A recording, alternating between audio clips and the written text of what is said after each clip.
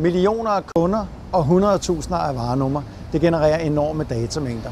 Hvordan får man viden ud af de datamængder, og hvordan skaber man dem om til forretningsmæssige resultater? Det er vi taget på Kongens Nytorv for at finde ud af, nærmere bestemt til Magasin, hvor vi skal tale med økonomidirektør Peter Fabricius. Og Peter, hvad var egentlig baggrunden for, at I begyndte at kigge på et system, som endte med at blive ClickView og Capana? Vi vidste jo oprindeligt talt godt, at vi ville have business intelligence ind i vores forretning. Så den beslutning var ikke særlig svær at træffe. Det er vigtigt at have et eller andet system på toppen af vores finansielle systemer, som kan levere data ud til hele vores virksomhed. Du siger, I vidste, at I skulle have det, men hvad var det for nogle ting, som du vidste, at I ikke kunne? Ja, man skal sige, at det de finansielle systemer jo ikke kan, det er, at de kan ikke levere en opfølgning, for eksempel på et budget, eller fortælle, hvordan det gik med salget i går, og sende det ud til nogle mennesker. Så hele distributionen af data, og samle data og give et kvalificeret input tilbage. Også det at kunne samle data fra forskellige systemer, og distribuere dem til beslutningstagerne. Det kan et finansielt system ikke i dag. Der har man brug for et business intelligence system på toppen, som kan levere det. Hvilke forretningsområder indgår i løsningen? I dag, fordi det er jo i virkeligheden også et meget interessant punkt. Vi har startet med et område. Så her havde vi altså ikke et behov for at designe en fuld skaleret løsning og implementere efter 9 måneder eller et år. Men vi kunne allerede efter 14 dage sige, nu kan vi det her. Og efter 14 dage kunne vi sige, vi kan det her. Og hvis vi så havde behov for at gå tilbage i processen og implementere noget mere og lave lidt om, så dræbte det ikke alt det andet, vi havde lavet. Og det er der rigtig mange systemer, der ikke magter det. Så deri ligger en af de vigtige kvalificeringsbehov, man har i de her systemer.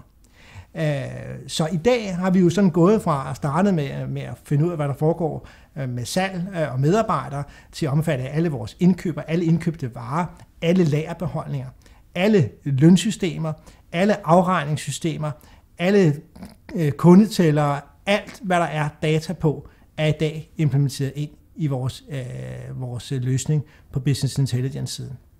Og det har vi jo gjort gradvist over en periode. Jamen altså, det er jo fuldt ud integreret i dag. Altså, man kan tydeligt ofte måle sig noget helt konkret på og sige, hvor mange medarbejderressourcer går der med til den her proces. Og jeg tager godt røbe, at i Magasin er der 1 mand på det projekt til hele vores forretning. Hvordan arbejder I med løsningen, både strategisk og i det daglige? Man kan sige det sådan, at jeg havde en samtale med vores administrerende direktør for ganske nylig, hvor han siger til mig, at det her, når jeg kigger tilbage, det var en af de allerstørste succeser, vi har haft med vores virksomhed, og den turnaround-proces, Magasin har været inde i. Fordi her har vi nu et system, som kan levere data på tværs af alle vores funktioner. Og der findes jo stort set ikke en funktion i Magasin, som på en eller anden måde ikke er afhængig af vores løsning på det her område. Så det er alt fra at købe varer ind, til at sælge dem igen, til at følge op på de økonomiske resultater, til at sende resultatopgørelser og varebeholdninger ud på daglig basis til vores forretningsområder og til den enkelte medarbejder, til at holde styr på bonus- og incitamentsprogrammer, til at sende både det praktiske og det taktiske, og i nogle grad selvfølgelig også det strategiske materiale ud. Men fordi vi har alting i vores systemer, så bliver det altid et helt centralt omdrejningspunkt, at vi lige hurtigt kan slå op. Og samtidig er det jo ikke noget, der kræver, at IT-manden genererer en rapport.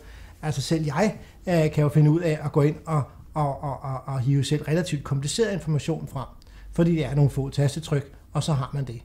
Og hvor mange mennesker bruger det her system? Ja, altså det er sådan, at næsten alle bruger det, men mange af dem er jo indirekte brugere. Jeg vil sige det sådan, at faktisk er det sådan, at til både vores samarbejdspartnere og vores interne medarbejdere ved jeg, at systemet i stationære rapporter om dagen sender mellem 400 og 700 rapporter ud. Så der er ganske mange, der modtager, både af leverandører og af medarbejdere, der modtager et eller andet fra det her system. En eller flere ting hver dag. Kravene til Capana har været det, at der skal være løbende afrapportering, og I skal sidde her og gøre det, fordi jeg vil kunne følge med tidsforbruget og indsatsen, og jeg vil have en dialog hele tiden med jer omkring det. Hvilke forretningsmæssige udbytter føler I, at I har fået ud af det her? Ja, vi sagde det jo lidt før. Altså, vi har jo haft... det er jo i dag kan vi ikke forestille os et liv uden de her systemer.